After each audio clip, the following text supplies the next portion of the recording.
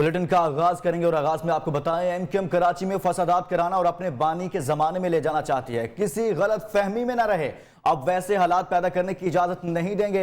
Senator Saeed Ghani की MQM पर कड़ी तनकीद। कहा, माजी में कराची के साथ बदमाशी और गुंडागर्दी की गई। एमक्यूएम कराची की खैरखा नहीं, वो जिल्लत से बचने के लिए कराची में दोबारा फसादात चाहती है। अब मरा हुआ शख्स वोट नहीं डाल सकता। सिंध में महंगाई विफाकी हुकूमत की नालायकी के बाइस है। कराची वालों को गैस नहीं मिल रही। एमक्यूएम ने कभी गैस बहरान पर बात नहीं की।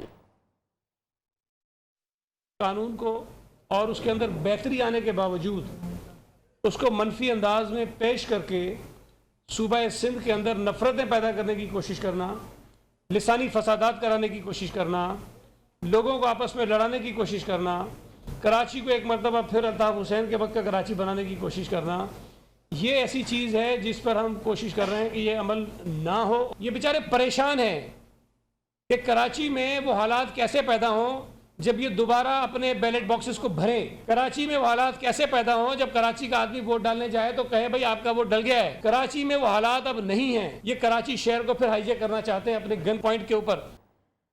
विफाकी वज़ीर मवासिलात मुराद सईद की सिंध हुकूमत की कारकर्दगी पर कड़ी तनकीद। बोले, सिंध में तालीम और सेहत के हालात देखकर उन्हें बहुत दुख होता है। सूबाई हुकूमत बेहिस्सी की हद से बढ़ चुकी। अवाम को पीने का साफ पानी मुयसर नहीं। इंसान और जानवर एक तालाब से पानी पीने पर मजबूर हैं।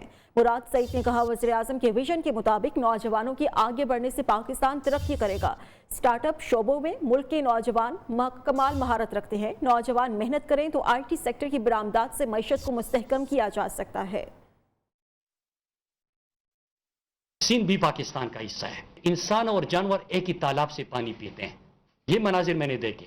वहां पे सेहत के अस्पताल, एम्बुलेंस, तालीम, वो भेड़ बकरियां बांध दी गई है स्कूलों में। प्राइम मिनिस्टर इमरान खान ने विजन दिया था कि अगर हमने पाकिस्तान को आगे लेके जाना है और पाकिस्तान के एक्सपोर्ट्स में अगर कोई बेहतर परफॉर्म कर सकता है और हम अपने एक्सपोर्ट्स बढ़ा सकते हैं तो उसमें IT का बहुत बड़ा किरदार होगा। यही IT सेक्टर बनेगा जो मुल्क की बरामदात में इजाफा करेगा और पाकिस्तान की इकानमी में कंट्रीब्यूट करेगा। बनी गाला के घरेलू अखराजात के लिए कभी एक पाई नहीं दी। PTI रहनुमा जहांगीर तरीन ने वाजे कर दिया। ट्वीट में कहा, इमरान खान से मौजूदा ताल्लुकात से कतई नजर सच बताना जरूरी है। जहांगीर तरीन ने कहा कि उन्होंने नया पाकिस्तान बनाने के लिए PTI की हर मुमकिन मदद की, लेकिन बनी गाला के घरेलू अखराजात के लिए कभी एक पाई नहीं दी। वाजे रहे कि जस्टिस रिटायर्ड वजीउद्दीन ने दावा किया था कि जहांगीर तरीन जैसे सरमायादार इमरान खान के घरेलू अखराजात के लिए पहले माहाना 30 लाख और फिर 50 लाख रुपए देते रहे।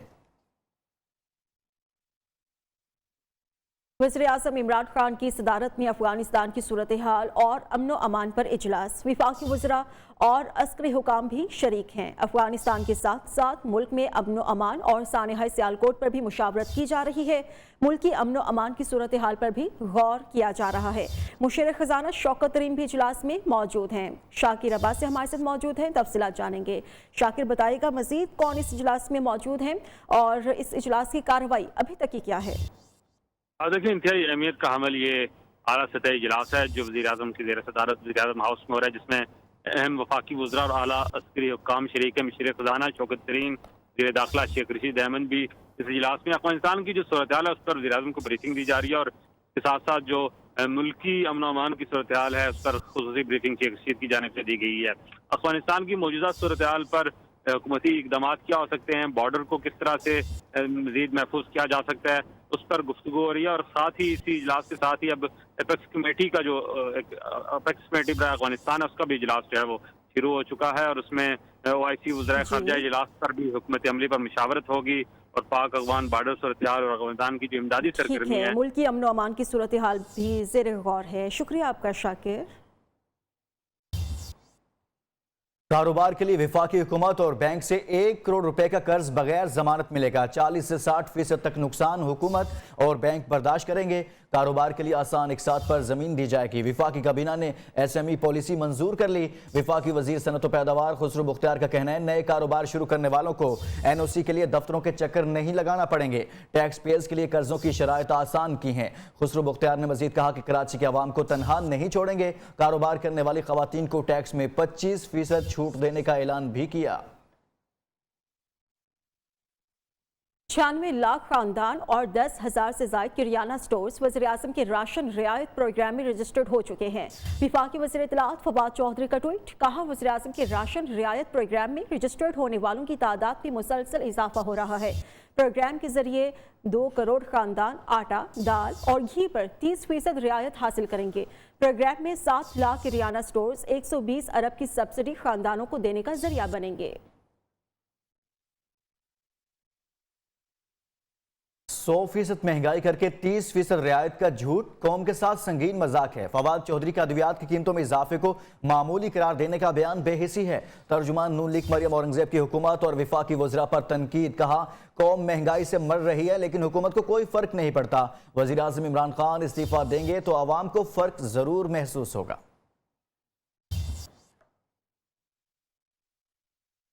जुनैद सफदर की शादी की खुशी में फयाजुल हसन चौहान मिठाई बांटने लगे। पंजाब असेंबली में मिठाई लेकर पहुंच गए। कहते हैं बेगम सफदर अवान के बेटे की शादी की खुशी में अस्मा बुखारी को मिठाई देंगे। फयाजुल हसन चौहान ने मुस्लिम लीग नून की तर्जुमान अस्मा बुखारी को फोन करके जुनैद सफदर की शादी की मुबारकबाद भी दी है। आपको बता रहे हैं कि इस हवाले से और मजीद तफसीलात जान लेते हैं। ब्यूरो चीफ लाहौर अयाज शुजा हमारे साथ मौजूद हैं। जी अयाज शुजा, आगाह कीजिएगा, फयाजुल हसन चौहान मिठाई लेकर पहुंच गए? जी बिल्कुल, फयाजुल हसन चौहान हमेशा एक नए अंदाज से पंजाब असेंबली में पहुंचते हैं और उनकी एंट्री बिल्कुल यूनिक होती है। इस बार भी वो खिलाफ तवक्को मिठाई का जब टोकरा लेकर पंजाब असेंबली पहुंचे और जब सहाफियों ने उनसे दरियाफ्त किया कि किस खुशी में ये मिठाई लाए हैं, तो उनकी जानिब से जब ये जवाब दिया गया कि मैं बेगम सफदर अवान के बेटे जुनैद की खुशी में ये मिठाई का डब्बा लाया हूँ, और साथ ही साथ उन्होंने कहा कि मैं ये मिठाई उस्मा बुखारी को भी खिलाऊंगा और जब वो पंजाब असेंबली आएंगी तो उन्हें अपने हाथों से खिलाऊंगा। लेकिन उस्मा बुखारी चूंकि उस वक्त तक पंजाब असेंबली नहीं पहुंची थी, तो फिर फयाजुल हसन चौहान ने उनको फोन किया, ना सिर्फ जुनैद सफदर की शादी की मुबारकबाद दी बल्कि उनको ये भी बताया कि मैं मिठाई लेकर आपका इंतजार कर रहा हूं। ठीक है, मुबारकबाद दी, साथ में ये भी बताया कि वो मिठाई भी लेकर आए हैं। बहुत शुक्रिया, अयाज शुजा आगाह कर रहे थे। जुनैद सफदर की शादी में मरियम नवाज की खुश लिबासी के साथ साथ शरीफ खानदान की गायकी के हर तरफ चर्चे हैं। 17 दिसंबर को जुनैद सफदर के वलीमे की तकरीब होगी। दुल्हा जुनैद सफदर ने राहत फतेह अली खान के सामने भी अपनी आवाज का जादू जगाकर दाद पाई।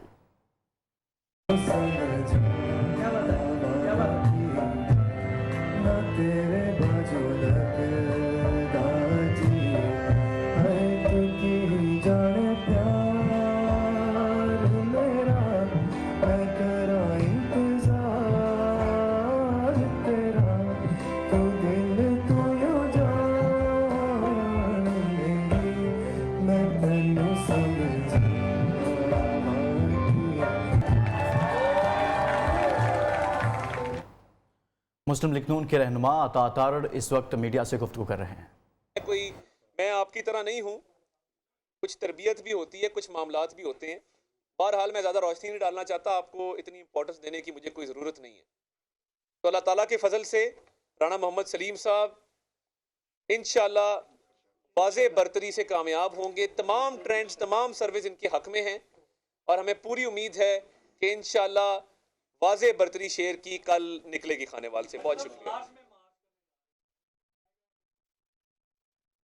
देखिए मार्च खानेवाल से, बहुत शुक्रिया। देखिए मार्च की क्यों डेट दी गई, ये समझ जी जी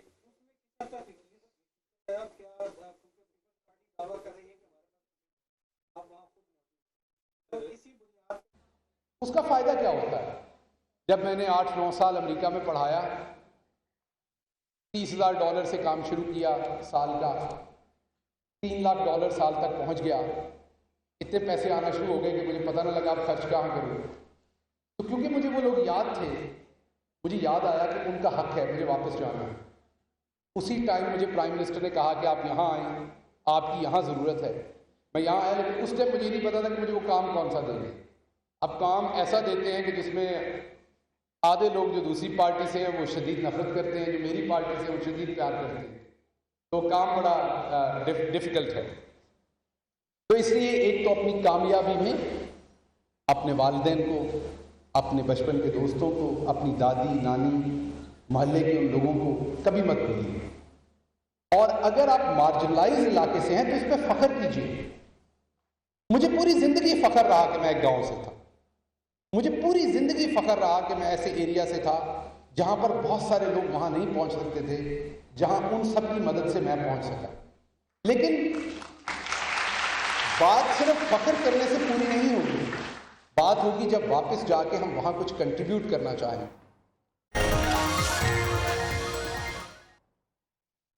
पाकिस्तान के बालाई इलाके हुस्न और दिलकशी में अपना कोई सानी नहीं रखते। बालाई इलाकों में बर्फबारी से वादियों में खूबसूरत नज़ारे और भी निखर गए।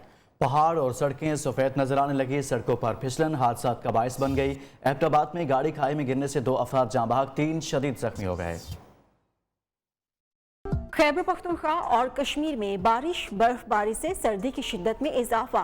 दीर बाला में हद निगाह तक सिर्फ बर्फ ही बर्फ। वादी के दिलकश और हंसी नज़ारे और भी निखर गए।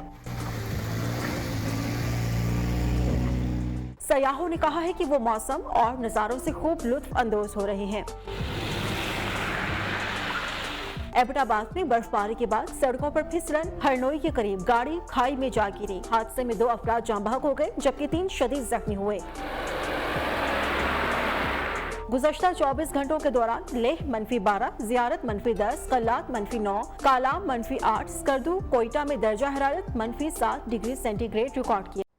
जनूबी कोरिया के इंजीनियर्स ने ताकतवर रोबोटिक हाथ तैयार कर लिया।